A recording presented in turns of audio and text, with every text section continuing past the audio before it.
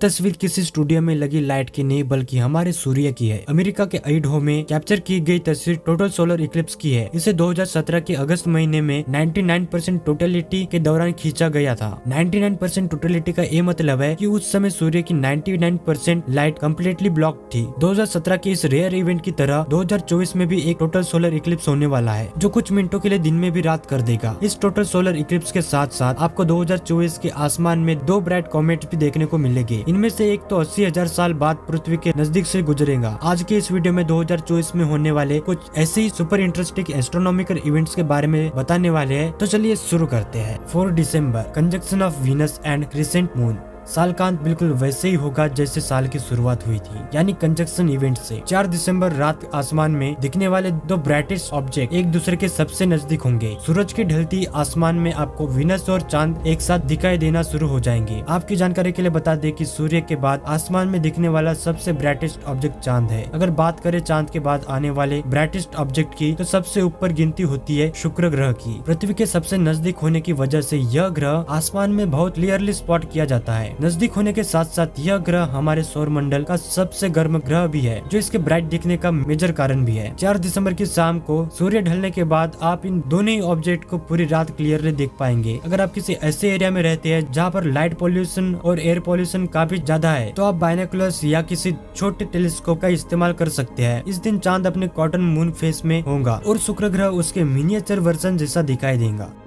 October 2, the ring of fire solar Eclipse. Western hemisphere में रहने वाले लोगों को 2024 में एक नहीं बल्कि 2 सोलर इक्लिप्स देखने का मौका मिलेगा। अप्रैल में टोटल सोलर इक्लिप्स और अक्टूबर में एनुलर सोलर इक्लिप्स का मजा उठा पाएंगे। यह इस तरह का सोलर इक्लिप्स होता है जिसमें रिंग ऑफ फायर की फॉर्मेशन होती है। अक्टूबर में होने वाला ये एनुलर इक्लिप्स लैंड एरिया से बहुत कम ही दिखेगा। इससे टारगेट का रीजन असल में पैसिफिक ओशियन है, जिस वजह से बहुत कम लोग इस इवेंट को देख पाएंगे। हालांकि समय के बीतने के साथ साथ यह ग्रहण साउथ अमेरिका की तरफ बढ़ेगा। वहाँ पर ये सबसे ज्यादा लैंड एरिया में ही दिखाई देगा, जिस वजह से करोड़ों लोग इसका मजा उठा पाएंगे। साउथ अमेरिका तक आते आते यह सोलर इक्लिप्स पार्शियल कैटेगरी में आ चुका होगा, जिसका सीधा सा मतलब यही है कि साउथ अमेरिका में रहने वाले लोग रिंग ऑफ फायर को नहीं देख पाएंगे। September and October, arrival of comets C 2023 A3 Tsuchinshan ATLAS over 80,000 years. फरवरी 2023 में वैज्ञानिकों ने एक नए कॉमेट की खोज की थी, जिसे A3 सुचिनशान एटलास का नाम दिया गया था। 2024 के गर्मियों में ये धूमकेतु पृथ्वी के बहुत नजदीक से गुजरेगा और नॉर्थर्न हेमिस्फीयर में रहने वाले लोग इसे सुबह के समय में देख पाएंगे। यह 2024 में होने वाला रेयरेस्ट एस्ट्रोनॉमिकल इवेंट होगा, क्योंकि एटलास कॉमेट आखिरी बार पृथ्वी के नजदीक से 80,000 साल पहले गुजरा था। सितंबर के महीनों में यह धीरे धीरे सूर्य और पृथ्वी के पास आना शुरू होगा, जिससे इसकी ब्राइटनेस बढ़ने लगेगी। अगर आप किसी ऐसे एरिया में रहते हैं जहाँ लाइट पोल्यूशन बहुत कम है, तो आप बिना किसी टेलीस्कोप के भी इस कॉमेट को आसमान में खुले आंखों से देख पाएंगे। सितंबर और अक्टूबर के आसमान में यह कॉमेट ऑलमोस्ट हर दिन ही दिखाई देगा, लेकिन इसको देखने का सबसे अच्छा समय 12 अक्टूबर के आसपास होगा। 12 अक्टूबर के तारीख को ये सूर्य के सबसे नजदीक होगा, जिस वजह से इसकी ब्राइटनेस सब हाईएस्ट होगी। वैज्ञानिक बताते हैं कि आगे चलकर हमें इस कॉमेट की क्लोजेस्ट अप्रोच भी देखने को मिलेगी, जब ये पृथ्वी के सबसे नजदीक होगा। मई 4, the ETA Aquarius meteor shower. Astronomical events की बात हो और मेटियोर शावर की बात ना हो, ऐसा हो ही नहीं सकता। हर साल हमें कई सारे मेटियोर शावर देखने को मिलते हैं, जो अलग अलग कॉन्स्टेलेशन की दिशा में दिखाई देते हैं। ऐसा एक मेटियोर शावर मई के महीने में भी देखने को मिलेगा। ETA एक्वेरियस नाम का ये मेटियोर शावर एक्वेरियम नाम के कॉन्स्टेलेशन के दिशा से आता हुआ दिखाई देता है। वैसे तो ये इवेंट कई दिनों से आसमान में एक्टिव रहेगा, लेकिन इसे देखने की बेस्ट तारीख 4 मई होगी। इस दिन चांद अपनी क्रिसेंट फेस में होगा, जिससे आसमान काफी डार्क दिखाई देगा। ऐसे में आप छोटे से छोटे मेटियोर्स को भी आसानी से नोटिस कर पाएंगे। मेटियोर शावर इवेंट धूल और पत्थरों की वजह से क्रिएट होते हैं। जैसे कि आप सब जानते होंगे, हमारे अंतरिक्ष में बहुत सारे छोटे छोटे पत्थर मौजूद है, जो सूर्य का चक्कर लगाते रहते हैं। साल में करीब एक बार धूल और पत्थर पृथ्वी के नजदीक से गुजरते हैं और इसके ग्रेविटी की वजह से डायरेक्टली एटमॉस्फेयर में एंटर हो जाते हैं। वायुमंडल में घुसते समय यह धूल और पत्थर प्रेशर डिफरेंस और फ्रिक्शन को नहीं झेल पाते, जिस वजह से इनका तापमान बढ़ने लगता है। तापमान बढ़ने की वजह से भी ये लाइट को रिलीज करने लगते हैं और यही लाइट हमें आसमान में मेटियोर शावर के रूप में दिखाई देती है। 4 मई को होने वाले मेटियोर शावर का कारण एक बहुत ही फेमस कॉमेट है, जिसे हेलिस कॉमेट कहा जाता है। आखिरी बार 1986 में देखा गया यह धूमकेतु केतु 28 जुलाई 2061 को दोबारा दिखाई देगा। इसी कॉमेट द्वारा छोड़ी गई धूल जब पृथ्वी पर बरसती है तो हमें ETA एक्वाइट्स मीटोर शावर दिखने को मिलता है। वैसे तो इस इवेंट को पृथ्वी के दोनों हेमोस्फीयर से देखा जा सकता है, लेकिन सदर्न हेमोस्फीयर से इन टूटे तारों को स्पॉट करना काफी आसान होगा। जहाँ पृथ्वी के नॉर्दर्न भाग में आपको 10 से 20 टूटे हुए तारे हर घंटे दिखाई देंगे, वही सदर्न हेमोस्फीयर में ये नंबर 20 से 30 टूटे तारों का होगा। How to properly see the meteor shower event. अगर आप इस इवेंट को प्रॉपरली देखना चाहते हैं तो आपको एक ऐसे आसमान की जरूरत होगी जहाँ लाइट पोल्यूशन कम से कम हो। शहर से दूर किसी गाँव में रहकर इन मेटियोर्स को देखना सबसे बेस्ट होगा। ऐसा एडवाइस दिया जाता है ये इवेंट्स देखने से पहले अपने आंखों को लो लाइट में एडजस्ट होने का टाइम देना चाहिए। मात्र 20 मिनट तक अंधेरे में रहने से टूटे तारों को नोटिस करना आपके लिए काफी हद तक आसान हो जाएगा।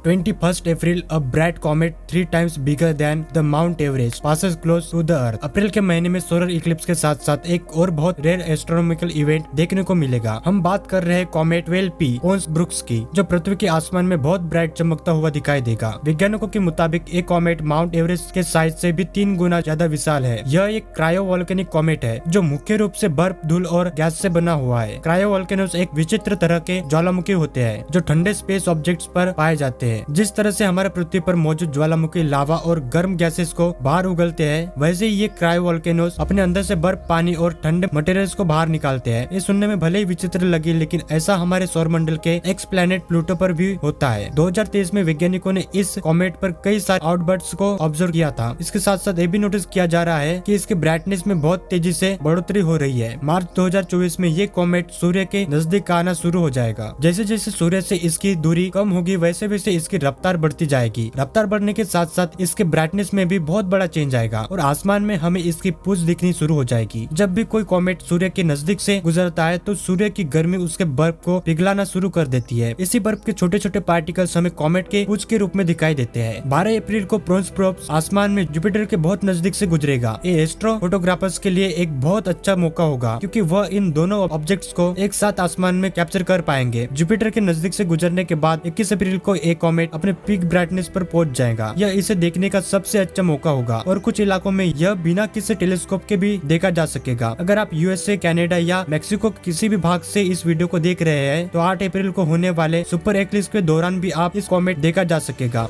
अप्रैल 8 a diamond ring total solar eclipse. हर साल लोगों को 2 एस्ट्रोनॉमिकल इवेंट का बेसब्री से इंतजार होता है। सोलर इक्लिप्स और लूनर इक्लिप्स 2024 में 8 अप्रैल की तारीख को बहुत ही स्पेशल तरह का सोलर इक्लिप्स देखा जाएगा जिसे द टोटल सोलर इक्लिप्स कहा जाता है। Type of solar इक्लिप्सेस। ग्रहण मुख्य रूप से 3 प्रकार के होते हैं। पहला होता है टोटल सोलर इक्लिप्स। जैसा कि इसके नाम से ही पता चलता है, इस ग्रहण में चांद सूर्य को पूरी तरह से ढक लेता है और इसकी रोशनी को पृथ्वी तक नहीं पहुंचने देता। कई बार इस तरह के सोलर इक्लिप्स में एक डायमंड रिंग की फॉर्मेशन देखी जाती है। असल में सोलर इक्लिप्स के खत्म होते ही उस समय सूर्य का छोटा सा हिस्सा दिखाई देना शुरू होता है, बिल्कुल एक डायमंड रिंग के जैसा दिखाई देता है। जिन जिन रीजन्स में टोटल सोलर इक्लिप्स होता है वहाँ कुछ मिनटों के लिए अंधेरा हो जाता है। दूसरे टाइप के सोलर इक्लिप्स को पार्शियल सोलर इक्लिप्स कहा जाता है। इस तरह के ग्रहण में चांद पृथ्वी को ऑर्बिट करने के दौरान सूर्य के छोटे से हिस्से को ही कवर कर पाता है। इस इवेंट में सूर्य एक कटे हुए फल जैसा दिखाई देता है, बिल्कुल एप्पल कंपनी के इस लोगो की तरह। भारत में आमतौर पर इस सोलर इक्लिप्स को देखा जाता है और स्क्रीन पर दिखाई जाने वाली तस्वीरों में अक्टूबर 2022 में हुए पार्शियल सोलर इक्लिप्स को देख सकते हैं। अंत में आता है तीसरा टाइप का सोलर इक्लिप्स जिसे एनुलर सोलर इक्लिप्स भी कहते हैं। इस तरह के ग्रहण में चांद की वजह से सूर्य के आसपास एक रिंग की फॉर्मेशन हो जाती है जिसे रिंग ऑफ फायर भी कहा जाता है। इस तरह का सोलर इक्लिप्स सिर्फ तभी देखा जा सकता है जब चांद अपनी ऑर्बिट के सबसे दूर के पॉइंट पर होता है। 2023 के अक्टूबर महीने में ऐसी एनुलर सोलर इक्लिप्स को अमेरिका में देखा गया था। इस साल 8 अप्रैल को होने वाला सोलर इक्लिप्स भी अमेरिका कॉन्टिनेंट्स में ही देखा जाएगा। USA के 15 स्टेट्स, कनाडा के 5 स्टेट्स और मेक्सिको के 4 स्टेट्स में इस टोटल सोलर इक्लिप्स का मजा उठा पाएंगे। When will the total solar eclipse happen in India? आमतौर पर सभी सोलर इक्लिप्स को टीवी पर लाइव टेलीकास्ट किया जाता है जिसे आप इंडिया में बैठे रहकर भी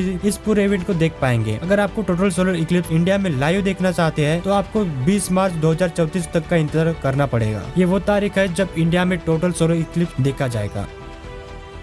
and the last 18 January conjunction of Jupiter and the moon dancing together. 2024 की शुरुआत एक बहुत ही इंटरेस्टिंग इवेंट्स के साथ होगी। उस दिन आसमान में हमें 2 बहुत ही चमकीले ऑब्जेक्ट्स एक दूसरे के नजदीक दिखाई देंगे। हम बात कर रहे हैं जुपिटर और हमारे चांद की। इन दोनों सेलेस्टियल ऑब्जेक्ट्स की इस कंजक्शन में हाफ मून के नीचे दिखाई देगा। बृहस्पति हमारे सौर मंडल का सबसे बड़ा प्लेनेट है और इसे रात के आसमान में ऑलमोस्ट हर महीने देखा जा सकता है। बृहस्पति का सरफेस एरिया बहुत ज्यादा होने की वजह से वह सूर्य की लाइट को रिफ्लेक्ट बैक कर पाता है। है। यही कारण है कि वह हमें आसमान में इतना बड़ा और चमकीला दिखाई देता है। But what if you missed the event? अगर आप इस एस्ट्रोनॉमिकल इवेंट को 18 जनवरी को देखना भूल जाते हैं तो आप इसे अगले महीने यानी फरवरी की 14 तारीख को भी देख पाएंगे। इसके बाद कुछ ऐसा ही नजारा आपको 13 मार्च और 10 अप्रैल को भी दिखाई देगा। चांद को पृथ्वी का एक चक्कर लगाने में ऑलमोस्ट 1 महीना लगता है। हर महीने अपने ऑर्बिट के एक ऐसे स्पॉट पर आता है जहाँ इसका और बृहस्पति का कंजक्शन होने लगता है। अगर आपको नहीं पता तो बता दूं कि कंजक्शन एक एस्ट्रोनॉमिकल इवेंट होता है जिसमें दो सेलेस्टियल ऑब्जेक्ट्स एक दूसरे के बहुत नजदीक दिखाई देते हैं। असल में ये दोनों एक दूसरे से करोड़ों किलोमीटर दूर होते हैं, लेकिन आसमान में देखने पर उनकी दूरी मानो खत्म सी हो जाती है। जनवरी, फरवरी, मार्च और अप्रैल में होने वाले इन कंजक्शंस में एक बहुत बड़ा डिफरेंस होगा। इन चारों ही महीनों में चांद अपने अलग अलग फेसेस में जुपिटर के साथ कंजक्शन करता हुआ दिखाई देगा। जनवरी में होने वाले कंजक्शन के दौरान आपको चांद अपने हाफ मून फेस में दिखेगा। वैसे तो इस एस्ट्रोनॉमिकल इवेंट को बिना किसी टेलीस्कोप या बाइनोकुलर्स के देखा जा सकता है, लेकिन अगर आप एक बेसिक बाइनोकुलर या किसी छोटे टेलीस्कोप का इस्तेमाल करेंगे तो ये दोनों ही ऑब्जेक्ट्स आपको बहुत ही क्लैरिटी के साथ दिखाई देंगे। 2024 का साल स्टार गेजर्स और एस्ट्रोनॉमी में इंटरेस्टेड लोगों के लिए बहुत ही इंटरेस्टिंग होने वाला है। आने वाले समय में हम होने वाले एस्ट्रोनॉमिकल इवेंट्स के वीडियोस अपलोड करेंगे, इसलिए हमारे चैनल को सब्सक्राइब करना ना भूलिएगा। और इन सभी एस्ट्रोनॉमिकल इवेंट्स में से आपको सबसे ज्यादा इंटरेस्टिंग कौन सा लगा हमें कमेंट सेक्शन में जरूर बताएं। मिलते हैं किसी अगली वीडियो में, तब तक के लिए अलविदा, जय हिंद।